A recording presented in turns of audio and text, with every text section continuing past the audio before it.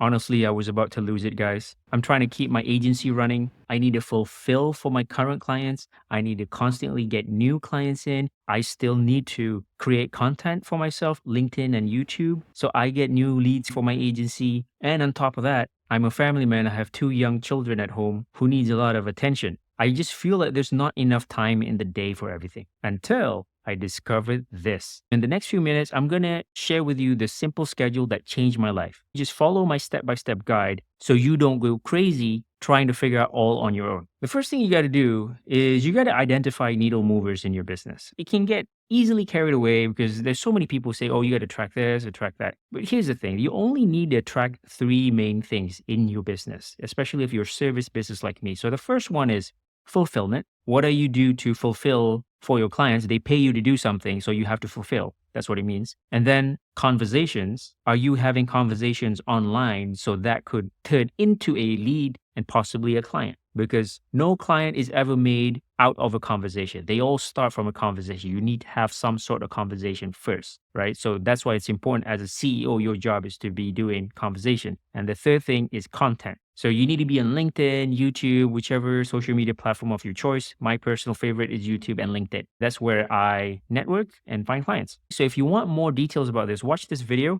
right up here. I'll explain exactly what to track in your business to cure the shiny object syndrome. Now we got to know about your personal life because by the end of the day, we're humans. We're not a robot. We have some personal commitment. Especially if you're a parent like me, there is some non-negotiable personal commitment you got to do. So identify what that is. We're trying to slot this into the calendar later. So number one, family time. Okay. So I have two kids. I work from home. So sometimes I have to cook dinner, not every day, but we have a schedule, me, my wife, and we have a live-in maid. So we just take turns. I have to send and pick up the kids from kindergarten because I'm working from home. My wife works at the hospital and there's some playtime. So when you have kids at home and you work from home, you can't just lock yourself in the room all day because they don't understand that their dad's working. So you have to allocate some time to go play with them and not feel guilty that you have to play with them. All right. So that's why it's important to have this social time / hobbies. Again, I think it's really important to slot this in at least once a week. One time I was hanging out with my niece and she said, Uncle Helmy, what's your hobby? And I'm like, God damn, I don't have a hobby. I'm such a loser. That was the realization. Okay, you know what? I got to revisit what do I like to do and find some time to do that. But you need to have this at least 1 hour a week minimum.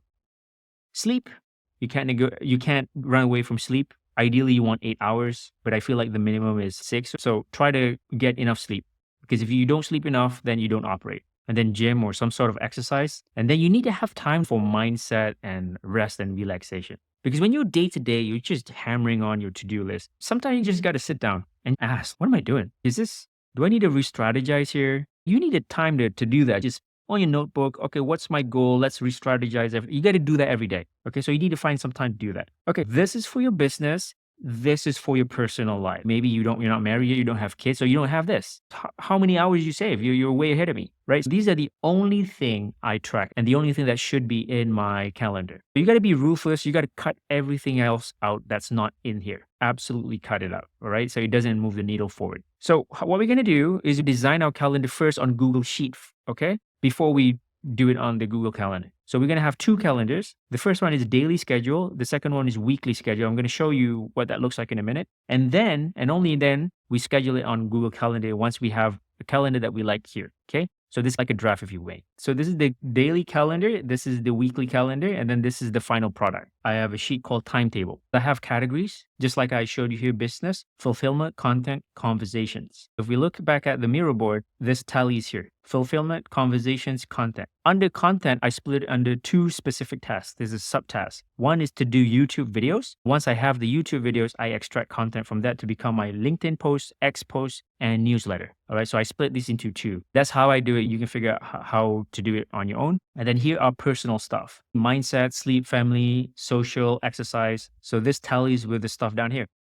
These are all formula. They will calculate based on how many stuff I have here and add up to 24 hours in a day. I'm currently in Malaysia. I put 5 a.m. all the way to 4 a.m. This is 12 hours. On this column, I put key task, the category, and the subtask. If you notice here, I have New York time, LA time, London, and Sydney. Why do I have these? Is because I live in Malaysia physically, but my clients are here. So I need to allocate some time where I work when they are awake. okay, especially to accept calls and stuff like that. It's not the perfect schedule, but it is working for me right now. So I'm going to share it with you. So the first thing I do when I wake up is have conversations. This is not ideal because this is when I'm freshest. But the reason why I do this first thing in the morning around 5 a.m. is because it's 5 p.m. New York, 2 p.m. LA time, 10 p.m. London, and 7 a.m. Sydney. So it's an okay time for mostly these guys. So the red stuff is stuff I got to do. That's non-negotiable. So I have to prep my kids, have breakfast myself, and send my kid to preschool. So that's 7 to around 9 a.m. That's about 2 hours. Then when I get back, I need to do some content for myself. And that's YouTube video, which is exactly what you're seeing right now.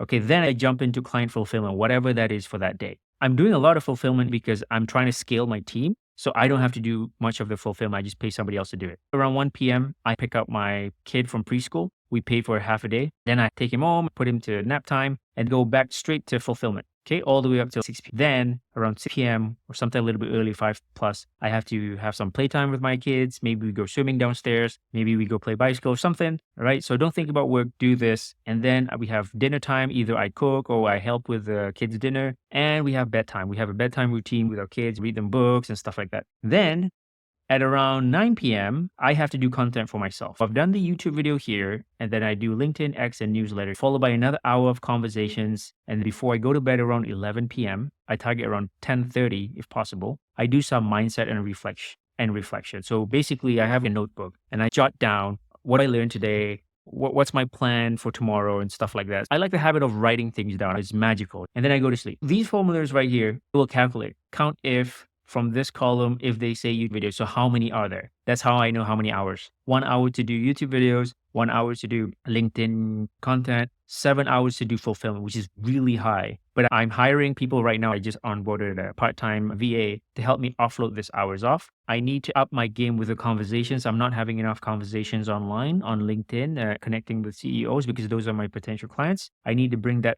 up from not at all to 3 hours a day.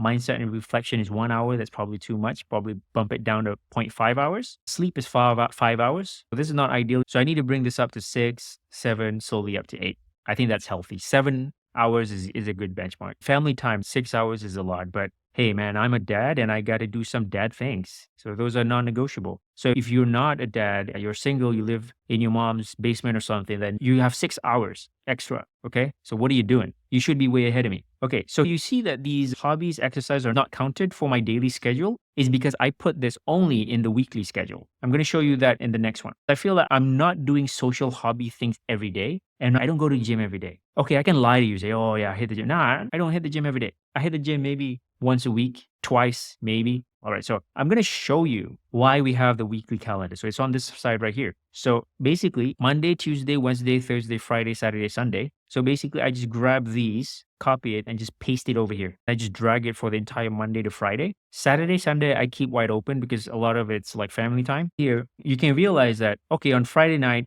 I don't do anything social. On Thursday night, I consider that social sometimes because maybe I go out on date nights with my wife if we have dinner. You can allocate gym time somewhere here. So maybe here you can go gym, something like that. And maybe here you can swim. You can play around with it, right? Now that you see this, does this make sense to you? Do you like this? Next, you're going to put this into Google Calendar. Go to Google Calendar, preferably your work calendar. Create a calendar here, add a calendar, create new calendar, name them these: conversations, family time, client fulfillment, own YouTube. Change the colors, draft it in Google Sheets first, because if you do it straight here, then you want to change things, it can get really messy. So that's why I do this last. Okay, so now you have this, you sync it up to whatever calendar app you have. I use Notion calendar and it looks all nice. I love it. See, it's lovely. And now it also syncs up to my phone. Pretty cool. So there you go. That's how I manage everything. Managing my business, getting new clients in, creating content for myself, and family time. So now that you have an organized schedule, it's time to think about what your time is truly worth. In my next video, I'm going to be sharing one simple tool I use to calculate my profit margins. This will give you huge leverage when you're on a sales call negotiating with a client, so you can confidently charge what you deserve. Trust me, you don't want to miss this. Watch that video right here. My name is Helmi, YouTube Funnel. See you in the next video.